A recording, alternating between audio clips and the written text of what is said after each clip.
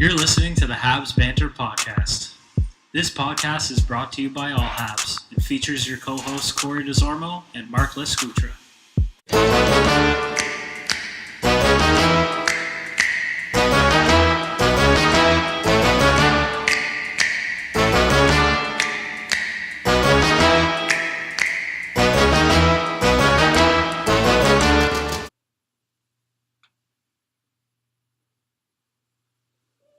What's up, guys? We are episode 2 of the Habs Banter 2016-2017 Habs season. That makes no sense. Man, don't be so hard on yourself. It makes a little bit of sense. So you can find Habs Banter on YouTube. You can find us on allhabs.net. And you can also find us on iTunes. But Mark is yet to send me the audio of episode 1. So until I get that, the 2016-2017 season hasn't yet debuted on iTunes, but we'll get there. Mark also has a new haircut. He has a fresh fade, if you can tell, which is new. I mean, he usually goes with the basic buzz cut, which is something I have embraced for quite some time, given my bald status. But Mark has choice, and he has chosen to exercise his choice. So I just want to say congrats on behalf of myself, our 13 listeners, and we might have 14 now, though, because your dad saw a Habs fan in Barbados. Yes. So, Barry, if you listen to this one, maybe let the guy know. So now you have to go. You have to go and get your hair cut. You need to get it. You have to maintain that. You've got to go to the hairdresser. I know more often than you. Which is do. Probably not. I only go once every 6 weeks. So if you looked at our episodes last year, I looked in various stages of disheveled pretty much each time. Sometimes it was a day after a haircut, which was great. Other times it'd be 6 weeks later, my hair was a mess. My beard was all bananas. New season, new Mark, Just like the Habs. Just like the Habs. Fresh starts. But there's a lot of change. It's a good start to the year. One thing I'm not stoked about, I know this is kind of not hockey, the new Habs singer, the new anthem singer is kind of not a big fan. I know he was catching a lot of flack on Twitter yesterday. Some people's flack was a bit more serious than others. But I just want to know, is he Barry Trotz's long lost twin? So what makes you mad? The fact that he looks like Barry Trotz? No, it's not the fact just that he doesn't look like Sarah Diamond, or the fact that his voice sucks. I don't love his voice. Okay. I don't. So you like it? You just don't love it? He's good. He's good in French. I don't love his English. It sounds I don't know what it is. I know I said I wasn't going to bring this up, but I just brought it up. So you're being. I don't know what to say. I know maybe I'm being. I don't know, man. I feel it's okay to not like somebody. You just have to have some decent rationale. The fact that he looks like Barry Trotz and he's okay in English at singing isn't very good. No, it's probably terrible. You know what I mean? Your rationale sucks as far as I'm concerned. Yeah, I mean, really. But the one thing I don't like about the guy, I'm not overly mad at. The one thing I don't like about the guy is how much he uses his hands. He's a big hand talker, and I actually didn't even notice it until last night's game, which is Monday night against Philly. Yeah. And I was watching it with my wife Chanel, and Chanel's doing this with her hands as he's singing, and I'm like, "What are you up to?" I'm like, "What are you doing right now?" And she's like, "Look at this guy using his hands." Yeah, I didn't even notice it till then, and now I just it's hard not. It's once you see it, you can't. It's kind of it's kind of in Talladega Nights, the Ballad of Ricky Bobby, which you probably haven't seen because you hate Will Ferrell. Mm-hmm. I'm a big Will Ferrell guy, so Corey and I agree a lot, which I think makes for a boring podcast sometimes. So much. But we cannot be more differing in opinions when it comes to Ricky Bobby and Will Ferrell. And here I am talking with my hands, I'm just noticing, just like Monsieur. Another reason why I hate you. Yeah, thanks. So, but in the you haven't seen it, so I'm just going to describe the scene. Please, maybe reenact it a little bit. So Ricky Bobby, he's this for all the viewers. Probably 7 of you have seen the movie, but the other 6 haven't, so I'll describe it for you as well. So he's just won his first NASCAR race. He's normally a pit crew guy. And he's just this dumb guy, and he doesn't know what to say. He's being interviewed, and he's just like, car was going real fast, and I don't know what to do with my hands right now. And that's what he said. And he keeps putting his hands up, and I feel like the singer guy, I can't think of his name. Like, I've heard his name a bunch of times since the season started. But he's just like, every time he's just like, oh, I don't know what to do with my hands. That was, I made that up as I went, and I think it's quite clear to everyone that I didn't plan that ahead. Okay, so what are your thoughts on the Senators anthem? Okay, so this has been, like, so we live in Ottawa, so we're up on the Sens news every once in a while. Sens have had one of the best anthem singers for a long time, Lyndon Sluage, retired OPP guy, whatever. It's cool. He just like gets the party going, gets the people going, like moves the needle in Ottawa. Whatever. Cool. It's like people love Lyndon. Like you don't even have to be a Sens fan or a hockey fan. Like people know what Lyndon's about. This is their 25th anniversary season. You think, man, this guy's been around for most of this franchise's history. He's going to be a big part of the celebrations. Nowhere to be found. So I read an article, for those of you that don't know. So I guess he just was never extended a contract, apparently. I guess.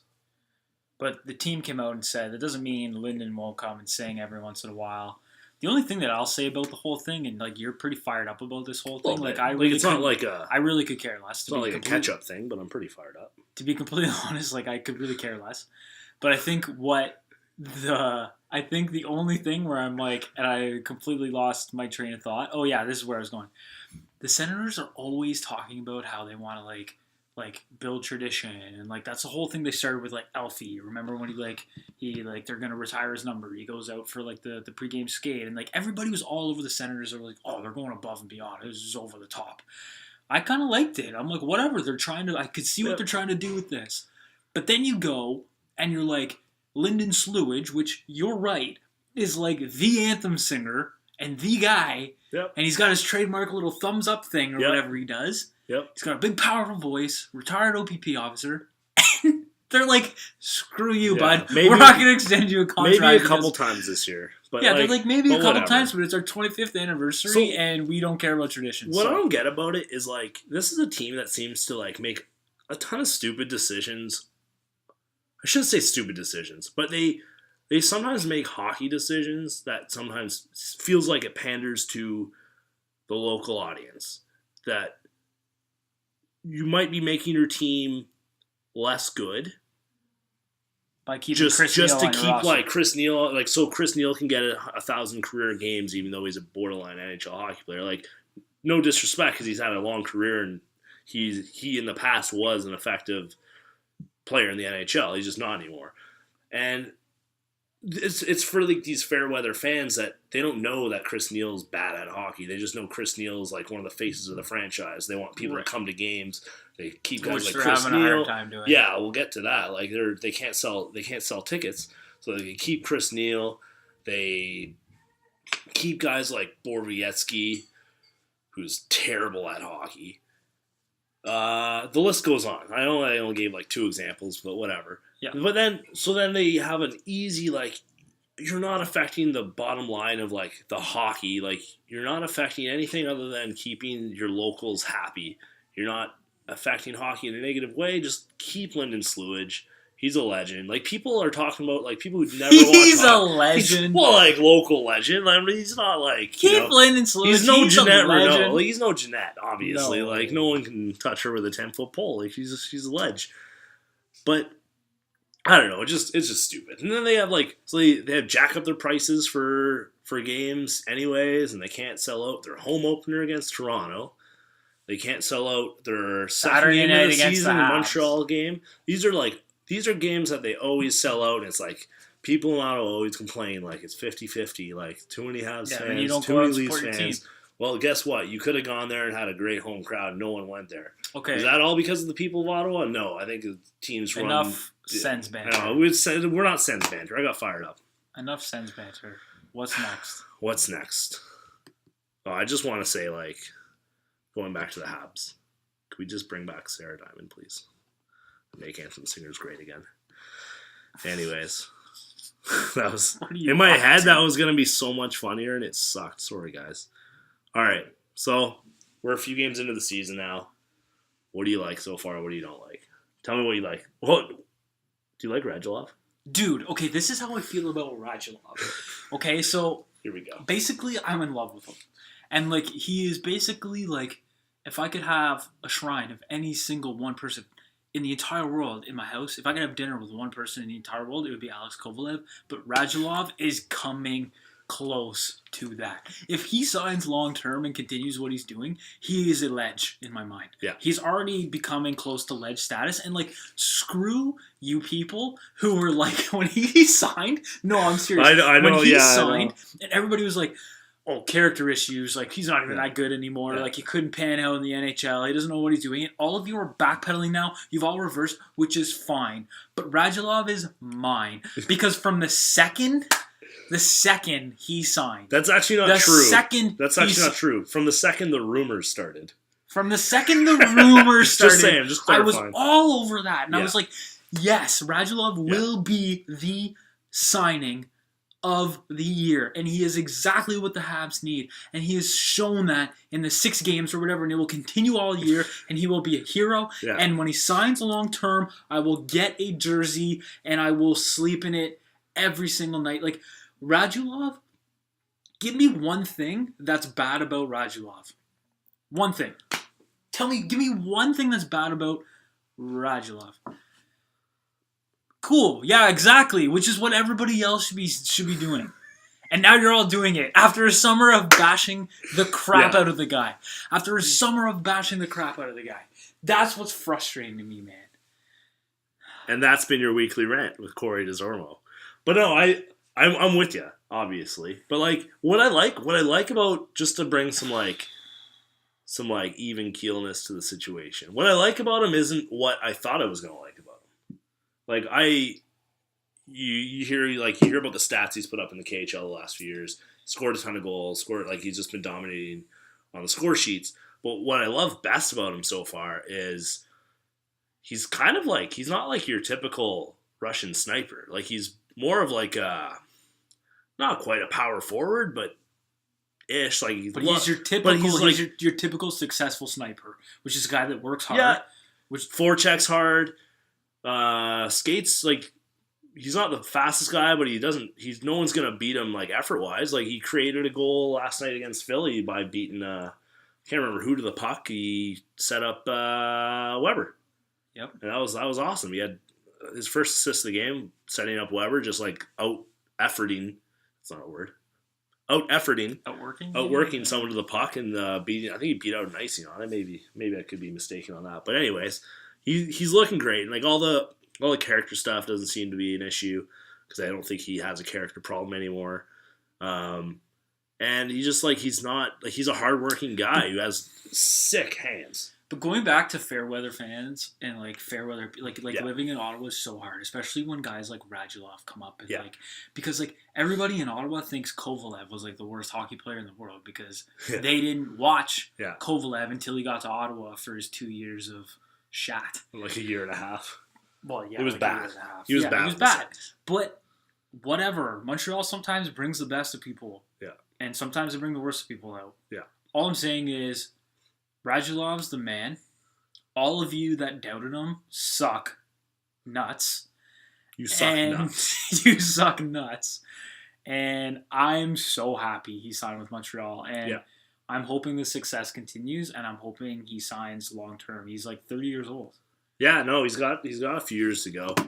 He's okay. So what else is good? Like what else is good? Like Emelin has been unreal. Yeah, and that's another guy where like I hate the narrative. Like I hate the narrative on Twitter right now. It's so frustrating. Yeah, and we're getting to that later. We're getting to that now. But let's talk about what's good. Let's talk about what's good. Let's talk about what's good because we want to like not talk about the negative because that's literally what we're going to dump on. Okay, so Emelin has been unreal, and he's a guy that both of us harp on all the time. I hate the guy. Yeah. Well, like now I'm starting to change my tune, but like, but you gotta up until admit this, okay, so I started the year last year being like, you know what, Emelin deserves some credit, and then he kind of his years sort of like just took an absolute downward spiral. As everyone's did, right? As everybody's did. But if he continues the level of play that he is right now, I'm telling you, $4.1 million looks real nice. Yep. As opposed to it looking real damn bad. Yep. And everybody was harping on the, oh my God, Emelin and Webelin, or whatever the people were calling him. Like, oh my, I was getting fired up. It's like, wait and see. Wait and see. They took warmies together, and everybody was freaking out. Everyone was so mad. They looked great last night.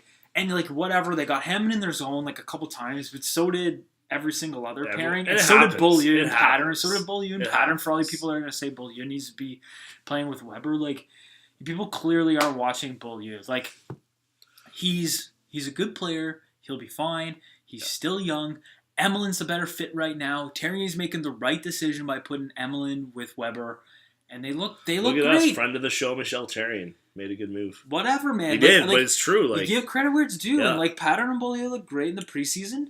Whatever, like, I don't know. Pattern, I love that Pattern's, sorry to interrupt, but, like, just jumping all of a sudden to Pattern, I love that he's an everyday player.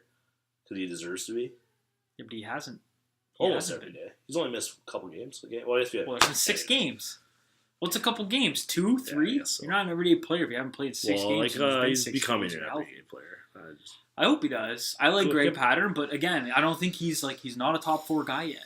Not yet, but he's never been given a chance. Yeah, but I could see him playing in the bottom pairing. Yeah, and like Terrien, I think the way I'm just interrupting you nonstop at this point. Fine, but the way Terrien has the pairings right now, it's not like we have we don't have like a top pairing like. Yeah, I see what you're doing. You know what I mean? Like we don't have like there's no a first, second, and third like a third Weber, pairing. Except for Weber. Yeah, Weber's going to be playing like 25 to 30 minutes a game, but like our third pairing guys aren't going to be playing like 7-8 minutes. Like they're going to get or even 10 minutes. Like they're getting like legit minutes. It's almost like a 2B sort of option, which is good with the way they're. I have a question. This is kind of a bit off topic, but kind of not. So like. I've been looking at Weber, right? Yeah. I think he's like tied for first in amongst defensemen in plus minus. He's tied for first in time on ice or first in time on ice. He's tied for second amongst defensemen in points. And then like I saw the subsequent tweet, which was like, and I can't remember who it was, so I'm sorry. Not that you even are listening. The subsequent tweet? Which was... something around like he's 23rd amongst D-men and like successful stretch passes and he's blah, blah, blah. And like it goes to the, like he's below 50% in Corsi and stuff like that. Right. So my question to you is like last night there was a shift and I tweeted about it and it was Emelin. And I know I've been talking about Weber, but what it was Emelin pinched 3 times in the neutral zone, broke up 3 plays, and I'm just like, how is that measured advanced stats-wise? Because I'm like, he jumps up, he breaks up the play, and then he dumps it into the offensive zone. Yeah. Which I'm like, that's the right play in that scenario. Yeah. But what he's going to get credited with in the advanced stats is a dump-in. A dump-in instead of a carry. And not a successful pass or a carry. Yeah. I agree. It's one of those things, like, there's too many people, I know you're not, like, on the opposite ends of the spectrum. There's too many people that are like advanced stats are stupid and they shouldn't be around. Yeah. Or Shea Weber's a bad defenseman because Corsi or because and you know what I mean? Like, you all know that I like advanced stats. Yeah, like I'm actually into between the two of us, I think you actually get advanced stats a bit better than I do. But the thing is, you can't just look at one or the other. Like you have to look like that shift you're talking about. Emelin picked his spots so well, which is like in the past one of the issues I've had with him. He makes bad choices and he picks his spots and he goes for the huge hit out of position. But like he picked his spots really well, and that's a scare. I know like some people like the intimidation factor or whatever, blah blah blah. But like I wouldn't want to skate if Emelin and Weber are playing well together. I wouldn't be super stoked about. So that's another bright spot. I think another bright spot is Scory Mitchell. And Scory Mitchell. Actually, I think Flynn has looked good. For all you people saying Carr needs to be in the lineup, like I agree, I like Daniel Carr. Yep.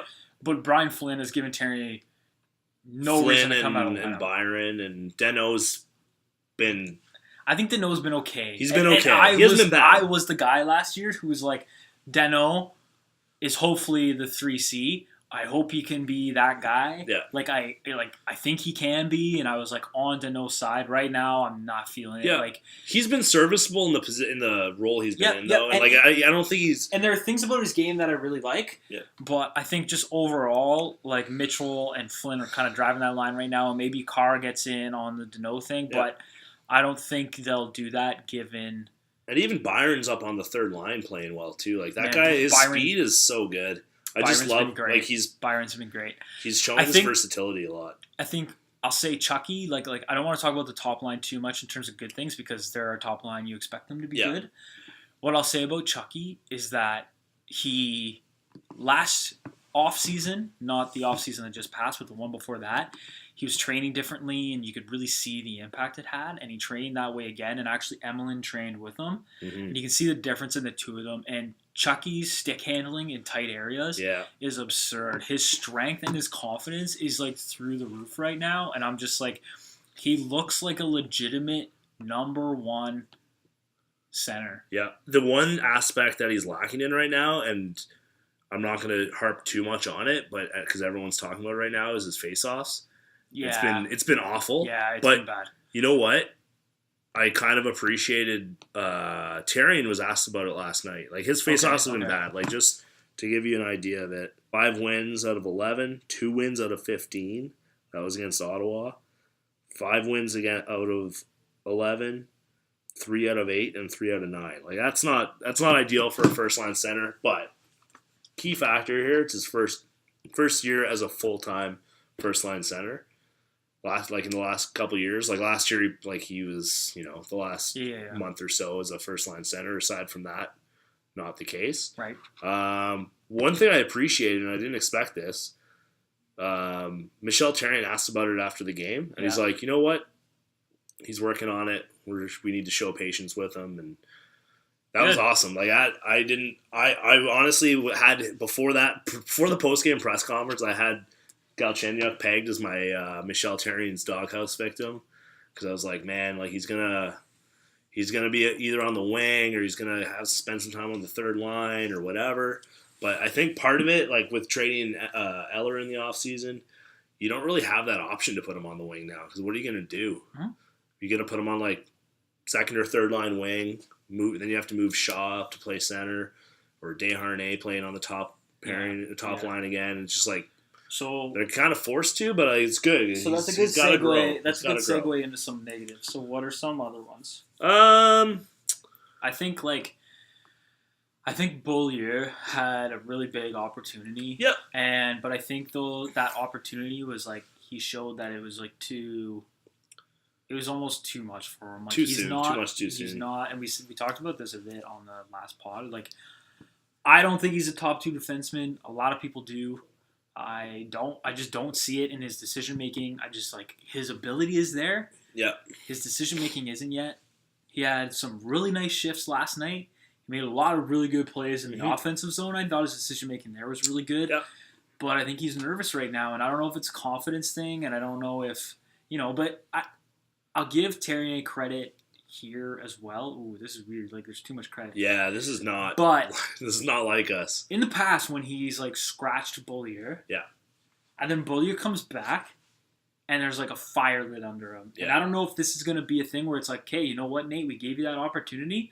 Emelin's out playing you. He's going to play there until you show that you're playing better than Emelin. You'll get your chance again. Yep. And hopefully Therrien rewards him that way. And like, for sure. I'm not going to agree that like there's instances where literally Beaulieu has outplayed Emelin.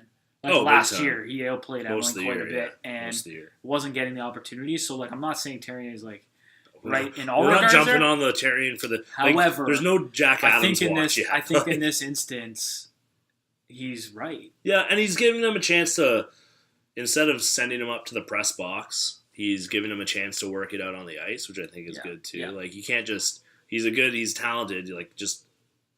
Have him on the ice a little less against top-end talent. Let him work it out, build up the confidence. And when the confidence is there, when the time is right, give another chance with Weber and see what happens. Yeah. It's a long season. Like, there's a lot going right now.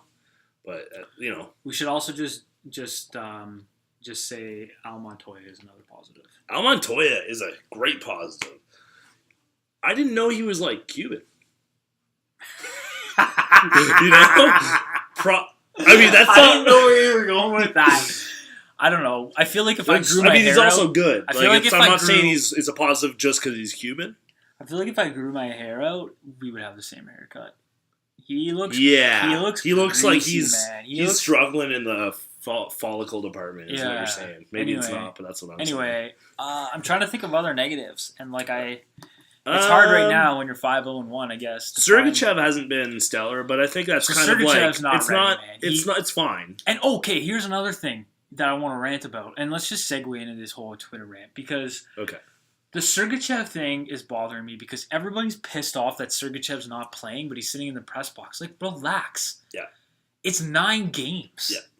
It's 9 games, and he's with the team. Yeah, he's practicing with the team. He's practicing with the team. He's learning from the veterans. He's learning from Shea Weber, people. Yeah. Shut up. I think... Get over it. It's 9 games. What is he going to learn in junior from a bunch of 17-year-olds that he's not going to learn practicing with the Habs every day and traveling with them and hanging out with Markov and Galchenyuk and Emelin or, taking them under his wing? Yeah. Galchenyuk's probably the perfect example of a guy that came up, didn't go down to play junior. As soon as he was drafted, he came into the NHL. Yeah. He was a good example. For sure. And, I think, at the end of the day, he's probably going to get sent down. Before, 100%. You know what I mean? But, like Corey said, he can... He it's doesn't 9 need games. to try, He played 6. He doesn't not need to try that hard in junior to be successful. So let him, he needs to work his ass off every time. Even in practice, when he's in a puck battle drill or whatever with Andrew Shaw or Brendan Gallagher or David Carr, any of these guys, he's getting more out of that than he is out of dominating everyone. And just relax. It's a long season. Relax. It's a long season. Oh my god! Yeah. And everybody on Emelin is so annoying. Yeah. Well, that's frustrating because he's playing. Everybody's just been so negative. Yeah. Last night there was an example, and I can barely look at my Twitter feed sometimes. Wayne Simmons shoved Markov. He shoved Markov from behind. He didn't skate into him. He shoved him, and Markov went down awkwardly and fell. And sure, do you want somebody to go after him? Yeah, okay. But then what happens is my Twitter timeline turns into, I thought that wasn't going to happen anymore because of the character we acquired on our team. I thought we were hard to play against, so teams weren't going to do that. Get over it, man. So if somebody jumps over the boards and drops the mitts, you're the same person who's I hate fighting in hockey. Yeah. Why are they fighting? You shouldn't have to fight. You shouldn't have to do that. You shouldn't have to do this. Shut up. It's so annoying. Yeah. I'm getting ready to gas Twitter because it's just so negative just all the time. It's we are 5-0-1. And all you're talking about is how Terrier's system sucks, how we're still relying on Price, how Emelin is awful. I don't know why he's playing with Weber. It's the same narrative. Open your eyes and look around. Nathan Beaulieu should be a top 2 defenseman. Craft your own opinions, please. Yeah. Craft your own opinions. Don't just follow these analytic gurus who shape your opinions on life. Yeah. Just have your own say, please. It's so frustrating to me. It is so frustrating to me. All you people were the same people that said Kirk Muller was going to fix the power play. Yeah. And our power play has been absolute ass since he got here. Oh my god. Okay, and then all of a sudden Radulov's on the point, and now Kirk Muller's the savior because Radulov did well on the point. Get real, man. It's insane. Yes, I said, yes, I'm looking forward to Kirk Muller, and I'm hoping that, I hope and I think he's going to fix the power play, but he hasn't quite yet. Yeah. Yes, I'm glad Radulov's on the point, but that's because I have an absolute stiffy for Radulov. Just a big old eggplant for Radulov. Oh my god. Yeah. Either craft your own opinions or make a podcast with your best bud and just agree all the time. It could go either way. I'm just... Do you know what I mean? I'm with you. Man. I'm with you. I think everyone's kind of stuck in last year where we got off to this great start and then everything went tits up. And it sucked and everything, but you can't assume that just because we had a great start, it doesn't mean we're going to have a great finish and win the cup or whatever. It's a long season, but but just because we got off to a great start one year and then we're terrible for most of the rest of the year doesn't mean it's going to happen again that way too. Like you don't just don't hope that we're going to be bad. It seems like everyone hopes that we're going to be bad. It's annoying, man. Like why even bother cheering for the team? Yeah. Why even bother cheering for the team if you're just going to be the biggest Debbie Downer, negative Nancy, 5-0-1, Sour Susan, just all of them. How many games without Pricey do we go? And we're 5-0-1. He's played 2 or 3 games. Yeah, he's played 3 games now. 3 games after he's the battle with the poops. He had a week long battle with the poops. He had everyone's like, oh, there's no way that's a flu. He just had the poops for a week. That's the other thing. That's okay. That's a perfect example of everyone freaking out over nothing. It's like. Yeah, he was gonna miss. He was gonna miss the season opener with the flu, and everyone's like, okay. And then he's gonna miss game 2 with the flu, and everyone's like, huh. And then he's gonna miss a 3rd game with the flu, and he was put on the IR, and everyone's like, he has mono. He's gonna die. Broken knee flu. He's gonna die. A broken knee flu. He's sick in the knee. Anyway, people need to chill. People need to chill. Stop looking at the negative. It's all fun. The time. Get going with. It's fun. It's not a perfect team yet, but it's fun. And it's okay to get into a friendly debate about stuff. Totally. But stop. I don't know. Anyway. Don't call people stupid just because they disagree with you. You kind of did, but I just called everybody stupid for being negative. Yeah, but it's not because you kind of did actually. Yeah, but it's more about you being stupid for being so negative. Yeah. Craft your opinion.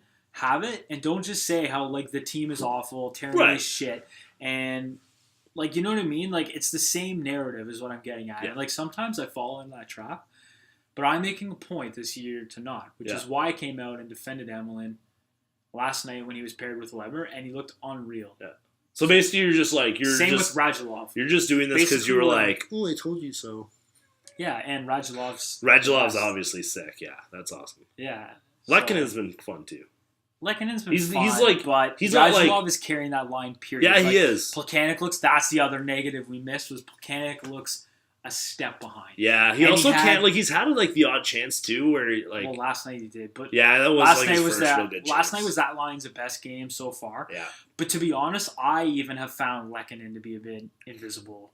He comes and goes. I think Plekanec and Lekkonen need to step up.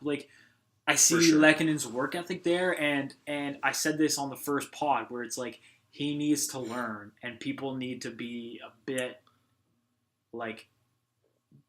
people need to be a bit patient. Yeah, for sure. With Lekkonen, but everybody thinks Lekkonen's been unbelievable. Yeah, my entire timeline is Lekkonen is unreal. Yeah, he's so good, and I think he's really good, but he hasn't played. He'll look great. You'll see him one shift, and then you won't see him for the rest of the period. But then. I kind of fall into that where he has a sick play and I'm just for a young winger like that to have success, you need your center to sort of step up. And you'd like Plekanec to be one of those guys, being obviously a leader on the team, making $6 million a year. Mm-hmm. I was really hoping it's again just everything's going great right now and we can't overread it. The more the screen shakes. Yeah, confirmed. Just it's an early start. We can't read too much into the positives. When is his contract up? Who? Plekanec. This is the first year of his 2-year extension. Yeah. Rough. Yeah. Anyways, and for all those people who say we should trade Plekanec, no one's taking that salary. No. Except for maybe Las Vegas, but whatever. Ooh, did that just happen? Did. It probably won't, though. But yeah. I lost my train of thought now. Is this what it's like whenever I make you lose your train of thought? Yep, all the time. Super annoying. Okay, so that was the other negative we missed. Yeah. That was my Twitter rant. But that's fine. Not everything's going to be sunshine and roses. And that's okay. Tyrion's doghouse? Tyrion's doghouse. Yeah, let's talk about Tyrion's doghouse. Like I said earlier, I thought Galchenyuk would be in it for the face-offs and stuff, but he's been playing well overall, so that's cool. So who would you say is in the doghouse at the moment? It's kind of weird. I don't know if there's anyone really in the doghouse. Who do you think is next in the doghouse? Terrier's saying all the right things. He is saying all the right things. Also did do this, not to go. You literally just ranted about people doing this. Yeah, you're about to go. Last season, Terrier was saying all the right things. Yeah. He was saying pretty much all the right things. You mean early in the year? Yeah. Yeah. I mean, it's one of those things, like, success breeds positivity, and it's easy to say the right things when you're winning. But if I had to say one guy's in there, I guess it's Sergachev, but like he's just not. Yeah, it's less of a doghouse thing. But Therrien just doesn't trust him. Yeah. His last game, he played one shift in the third period. Yeah. No, whereas sure. like he's been rolling everybody, so it's like if somebody is in there, I'd say it's Therrien. But I think you're right. I don't think anybody is like really. And if you look at the other guys who are not like Carr's not playing right now, but I think it's just because he can't get in the lineup. So I think Carr's a guy that. This is tough. Anyways, Carr's the guy that's going to get his chance, and he could get his chance anywhere in the bottom. So here's the thing. And here's another thing. Desharnais. Yeah. All right. I don't think he's looked that good personally. Okay. I know some people have, and like he's got a couple goals I think already. He's got not quite a point a game, but he's got like a goal or two, and then another like. 4 assists. So people are still complaining about Desharnais a ton, and not complaining about Plekanec. Yeah, and that's a perfect example of the double standard. Yeah, that has just been in the stigma. That's just like one of the stigmas that's associated with this team. Yeah, you know. No, Desharnais is like I think the thing with Desharnais is like now he's not playing that top line role, and I still argue he's not really like a third line centerman. Mm-hmm. Like it's not his best case scenario for him, but. He's played okay. He's not playing like an all-star, which is fine. Yeah. But he's playing. He's scoring. He's got a couple night. I don't know what the hell that guy's doing. For sure. Anyway, my point of bringing it up was just that like Plekanec has played like garbage. Yeah. And not a lot of people are on him about it. Yep. But Desharnais has one bad shift, and he's like castrated. Yeah, Plekanec kind of like last night he gets his first real good scoring chance. Not necessarily of the season. Feels like it. Mm. And everyone's like, oh, I can't buy a goal. Yeah, exactly. He's exactly. not like... Yeah, exactly. I don't know if he can't buy a goal. Like So he's my pick for who's next inning. Yeah. He's my pick. He could be it, man. I don't know if that'll happen. Yeah, it would take a lot for him to be in Therrien's doghouse, but who knows? We'll see. Yeah. Yeah, hard to disagree with you there. Cool. Yeah, of course. Really just... Drops an F-bomb. We're a bit like sweary today, although the F-bomb is a bit of a you just took it next level. I'll cut that out. You haven't even put your Halloween costume on yet. Oh yeah, Halloween's coming up. Whoa! You know, we were actually going to start the podcast with me wearing this, and I totally forgot. Yeah, that's okay. Okay, take it off now. It's gross. Is it weird? Yeah, I hate it. Is it weird? Yeah, I hate it. Go away. What's next on the list? What's next? Oh, quick shout out. Golden Palace egg rolls. Hey. So last episode, I had them for the first time. That was like 3 weeks ago. I think I've had them like 3 times since. And they like just weekly. got into the Air Canada. Yeah, so now they're in the Bell Center. Yep. They're in the Canadian Tire Center here. Canadian Tire Place and the Air Canada Center. Yeah, they just announced this week they're in the Air. They announced today they're in the Air Canada Center. We're gonna have some next week because Mark and I are going to the Bell Center with a couple of pals. Yeah, we're gonna snack banter I guess for the second time Golden Palace egg rolls from the Bell Center, which is gonna be awesome. Next Wednesday, I'm touching the table again, aren't I? Yeah. Next Wednesday against Vancouver. What are Vancouver? Vancouver? They're playing Vancouver? And it's going to be sweet. First time at the Bell Center. What are you Guys, I'm reading Mark's notes because he put together the schedule. And one of them says AHL-Lefebvre sucks. That's his notes. Hashtag analysis. Oh my. Hey man, you're reading my notes, but it's all about like I'm just like establishing my own narrative down here, you know? Like okay. Oh, that's not my narrative at all. Okay. Anyways. We gotta wrap this up soon. We do gotta wrap let's this talk up. about the A because clearly you have some stuff on your mind about it. Well, I mean Lefebvre sucks. My thing about that was like the AHL, like so obviously they have a pretty good roster now. They have a decent roster, but got off to a pretty bad start. What else is new? What else is new? They've had a decent roster for the past couple seasons. Yeah, last year, like I would argue last year because of all the injuries up with the Habs, like by the end of the year, they had a pretty slim roster. Yeah. But overall, yeah. So Lefebvre, 4 years, full coaching, no playoff appearances. This year off to a rough start. Charlie Lindgren gets down there, and the kid makes like 51 saves to get their first one of the year. So I guess they're going with the Carey Price approach down there as well.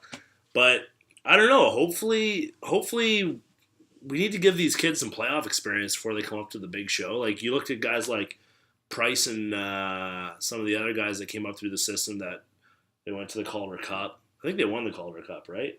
So that's all. Like, that all adds up in the end, like down the road. So extend their season. I mean, clearly my notes weren't that in depth. I just said Lefebvre sucks, but Andrew Ghetto's down there now. He cleared waivers. We were talking before the season started what's going to happen with the roster. We were saying more or less Carr's going to go down because he doesn't have to clear waivers. And Andrew Ghetto's going to stay up because he'll get picked up off waivers. So everybody was mad about that. Yeah. You were like tweeting about how he's going to get picked up. I figured he'd get picked up. And I was all like, right again, being like, he's not going to get picked up. For the most part, guys don't get picked up off waivers that much. Like, it happens, but it doesn't happen that often, I guess. Well, the Habs picked up Byron.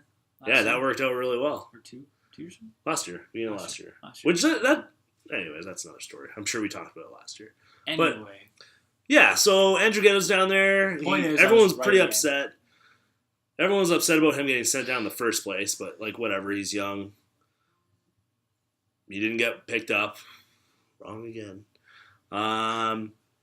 It's all good. And last week he won Player of the Week in the AHL. Because everybody has blinders on and thinks their players are better than they actually are. Yeah, totally. Like, Andrew Ghetto is like, he's a good hockey player. Yeah. He's not a top 6 He's forward. a bottom 6 forward. He's a bottom 6 forward at best right now. Yeah, no, for sure. Okay? I mean, he was a top 6 forward at times last year during our worst collapse in franchise history. And he looked good. Yep. He looked decent. Yep. But he's not an everyday top 6 forward, especially on this team right now. No, it's good. It goes to show you that our roster is better than it was a year ago. Yep. So that's all positive. So I don't really know where to Ghetto go was there. like, what, the AHL player? AHL player. So it's funny now because, like, obviously everyone's like, he's Player of the Week. He's going to make the management eat their words. Maybe that was his But he's not really. Because it's just like, okay, great. He's down in the minors on our team. And let's look at the positive instead of the negative, which is Andrew Ghetto should have a roster spot, blah, blah, blah, blah, blah, blah. Yeah. Right?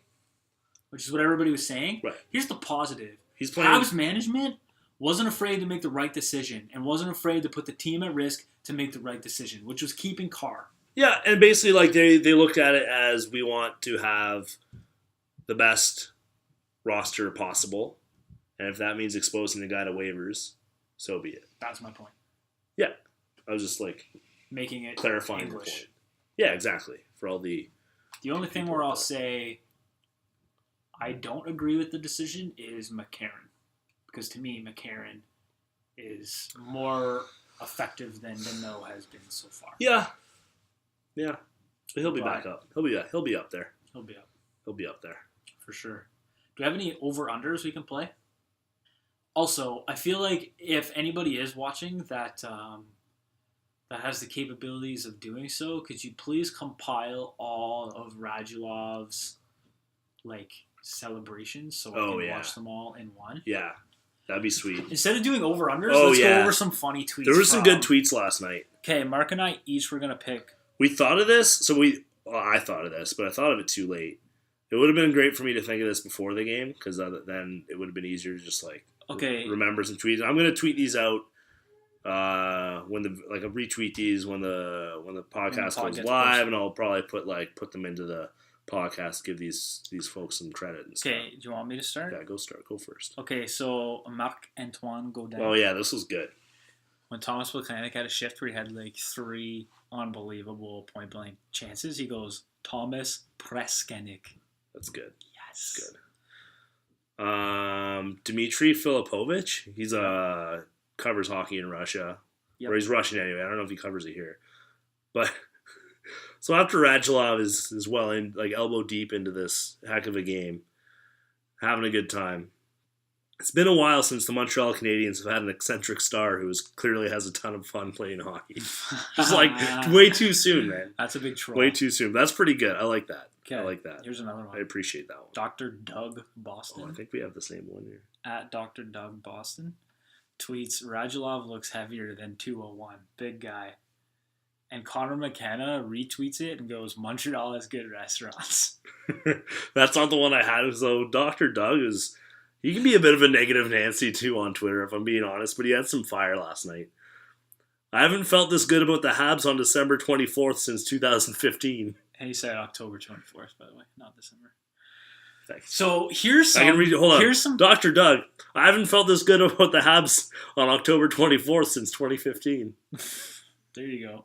I'm not even going to edit that. I'm just going to leave those. I always find it funny. I don't know about you, but I always find it really funny when guys, like, tweet stuff that, like, the media are tweeting. Like, it's 0-0 after, you know what I mean?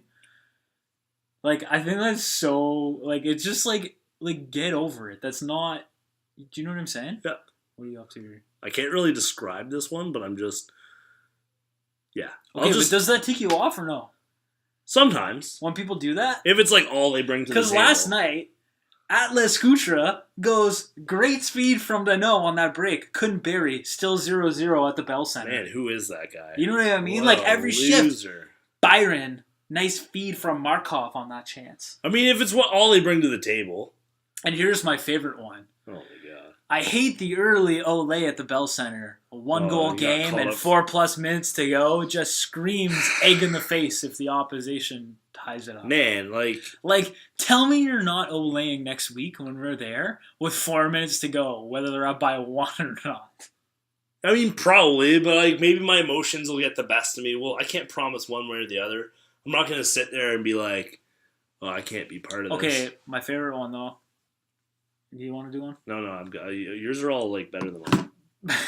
Chantal Pucks in Life, at Pucks in Life, who's really good to give quotes and stuff post-game. She's a great follow. She goes, Habs Radulov on the crowd reaction at the end of the game. Here's the quote. Oh, I got the tickles. How do you say? The goosebumps? The fans are so great. Yeah, great accent, by the way.